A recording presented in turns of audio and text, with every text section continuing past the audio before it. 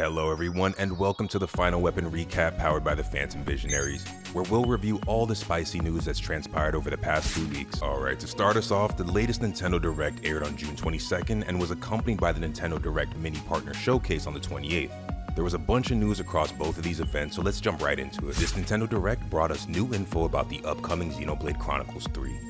The game focuses on 6 fugitives of war between 2 nations of Ionios, Kiev, and Agnes. In this newest edition, players will be able to control up to 6 party members in battle, freely switch character classes, and can interlink specific pairs of characters to form a powerful Ouroboros unit, which will be able to execute combination attacks with other party members. The Direct also confirmed that the game will have an expansion pass available on release that will allow players to access new content releases up to December 31st, 2023.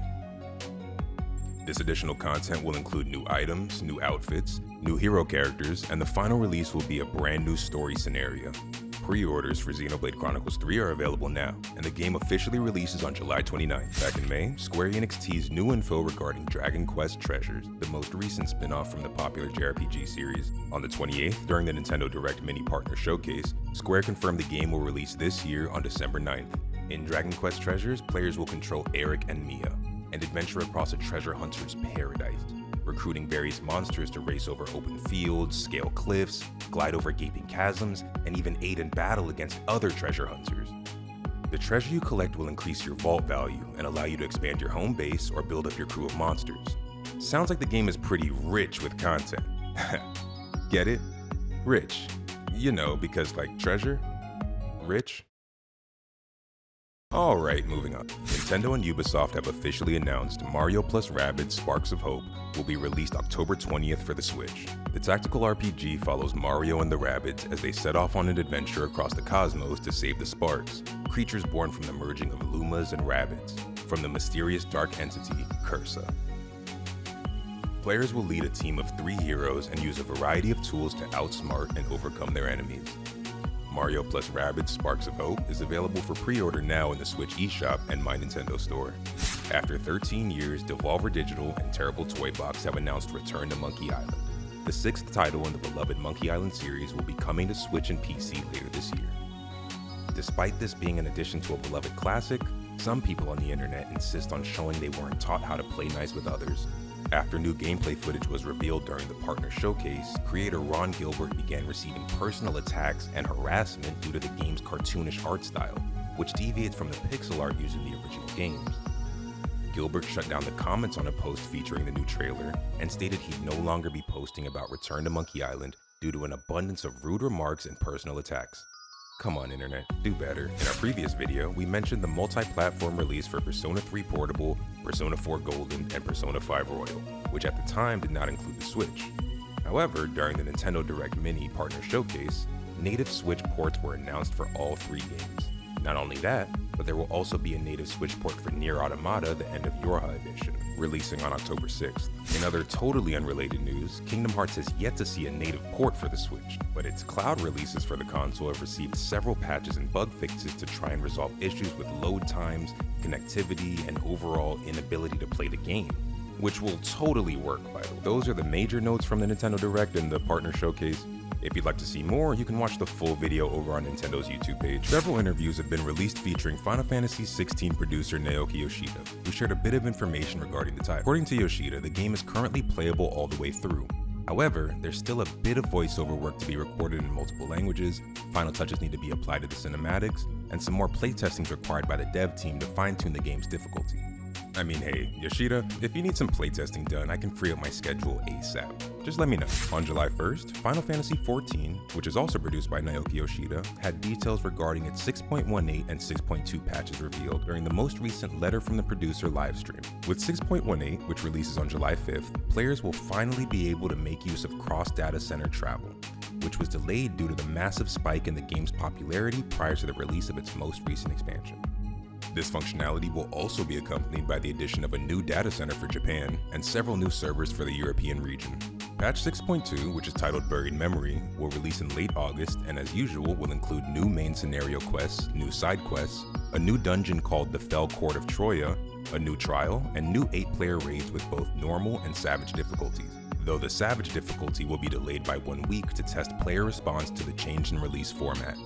A new tribal faction will be added featuring the Omicrons as the expansion's gathering faction, and there will be further additions to the Hildebrand Adventures questline. Players will want to be sure they're caught up on these quests as they'll be required to obtain and enhance the expansion's relic weapon. Additionally, a new type of dungeon content known as variant dungeons will be released, beginning with the dungeon Sildin Subterrane. This new 4-player dungeon format will have different endings depending on the choices players make, and will also have a linear path hard mode, which has been compared to the game's extreme and savage difficulty content. This was only the first half of the patch 6.2 information. The rest will be revealed in the next live letter, which we can expect around the beginning of August. Additionally, Square Enix announced that the newest addition to the beloved Star Ocean franchise, Star Ocean: The Divine Force, will be released on October 27th for PS4, PS5, Xbox One, Xbox Series XS, and Steam, both physically and digitally. Pre-orders and early purchases include a mini-game pawn pack, and digital edition pre-orders will include an in-game weapon pack for the story's protagonist. Bandai Namco released a new game mode introduction video for their upcoming team-based FPS, Gundam Evolution, prior to its console network test, which ran from June 23rd to June 28th. This video gave a brief rundown of the point capture, domination, and destruction game modes and provided the basics of each mode's rules and objectives. Unfortunately, registration for the announced closed network testing has already ended. But if you'd like updates regarding future Gundam Evolution testing opportunities, consider paying a visit to our friends over at finalweapon.net. Bandai Namco also featured the upcoming turn-based RPG One Piece Odyssey at Anime Expo this weekend, alongside JoJo's Bizarre Adventure All-Star Battle R and Digimon Survive. Each game had merchandise available for attendees and playable demos, given you were willing to wait in line. Prior to Anime Expo, a developer diary for One Piece Odyssey was released featuring producer Katsuki Suzuki, Motoi Sakuraba, and Ken Takano, who serves as One Piece's editor-in-chief for Weekly Shonen Jump. The three discussed involvement of One Piece's author, Eiichiro Oda, and gave fans a first look at the game's combat and some of its special features, such as dramatic scenes and scramble area battle. In the game, fans will be able to play as 9 different pirates as they embark on quests across a mysterious new island, battling powerful enemies and massive bosses in exciting turn-based battles. There's no confirmed release date for the game, but it can be expected sometime later this year. Version 5.8 of Hoyo vs. Honkai Impact 3rd released on June 30th.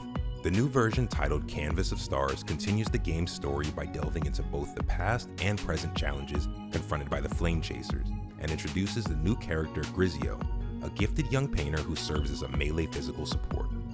There's also a new card event named Journey of Painting Stars, in which players can collect cards, create lineups for battles, gain card upgrades through story battles and shop recruitment, and earn various rewards. If you'd like to try Honkai Impact 3rd, it's currently available on iOS, Android, and PC. In an interview published by 4Gamer, director Hidetaka Miyazaki confirmed that the next From Software game is in the final stages of development. Originally confirmed back in 2018 alongside Elden Ring, there hasn't been much news regarding the new, unnamed game. But the announcement that it's nearing the end of its development period is pleasant news. Miyazaki said he still cannot provide further details for the title, but he did respond to a question about his future interests as a director, stating, quote, "I'm already working on my next title as a director, so I'd like to avoid giving too much away there. In the mid to long term, I'd like to work on a more abstract fantasy than anything we've done in the past." End quote. You can bet we'll be keeping our eyes out for any new information about the untitled new game. Pentagram revealed the opening movie for the anime dungeon RPG Konosuba: God's Blessing on This Wonderful World, Cursed Relic, and the Perplexed Adventurers, a title which is physically impossible to say 10 times fast. The movie shows several popular characters engaging in their usual bizarre antics, featuring the song Blast by Machiko. The game releases on September 29th for PS4 and Switch, and might help to tide fans over until the still unannounced release of Konosuba Season 3. Sega announced that the global version of Phantasy Star Online 2 New Genesis is coming to PS4 on August 31st. The global release will include an updated version of Phantasy Star Online 2, will be backwards compatible on PS5, and will support crossplay with Xbox and PC. The new online RPG is set 1,000 years after the events of Phantasy Star Online 2, and takes place on the planet Halpha, which has 2 opposing factions vying for control over it. Players will be able to play as 4 unique races and 7 classes, and can join one another to take on unforgettable bosses and explore brand new locales. Also, Phantasy Star Online 2 New Genesis will include fully localized text and character voices in English, and will remain content current with Japanese servers. WayForward revealed new details for the upcoming side-scrolling action RPG Ruby Arrowfell, including the playable roster, game mechanics, and several features. Alongside this, Rooster Teeth revealed that a brand new gameplay trailer will be released in fall 2022 for PS4, PS5, Xbox One, Xbox Series XS, Switch, and PC. The game follows Team Ruby shortly after they become fully licensed huntresses in Volume 7, and is confirmed to be a canonical addition to the story. Players will use the members of Team Ruby to battle creatures of Grimm in both melee and ranged combat, and will explore Atlas, Mantle, and the surrounding wilderness. Characters can also make use of upgradable special abilities called semblances, which can help players battle enemies, traverse maps, or solve increasingly complex puzzles. Arrowfell also features the full original vocal cast and a new theme song by Casey Lee Williams. If you'd like to see more, you can find the gameplay trailer over on the Rooster Teeth Trailers YouTube page. And before I head out, Ryu's office has confirmed Indie Live Expo Winter 2022 will take place from December 3rd to December 4th, and will feature brand new game announcements and further information regarding games announced previously this year. Make sure to mark it on your calendars, but if you happen to miss it, don't worry. We'll have all the important highlights covered for you here on the Phantom Visionaries YouTube page. And that's all there is to catch up on for Red Hot News this week. Be sure to check out the PV store at pvisionstore.com for exclusive Final Weapon merch designed by PV. If you enjoyed this video, hit that like button and subscribe to the Phantom Visionaries to stay tuned for the recap of Final Weapon. Thanks for watching, and I'll see you guys on the next recap video.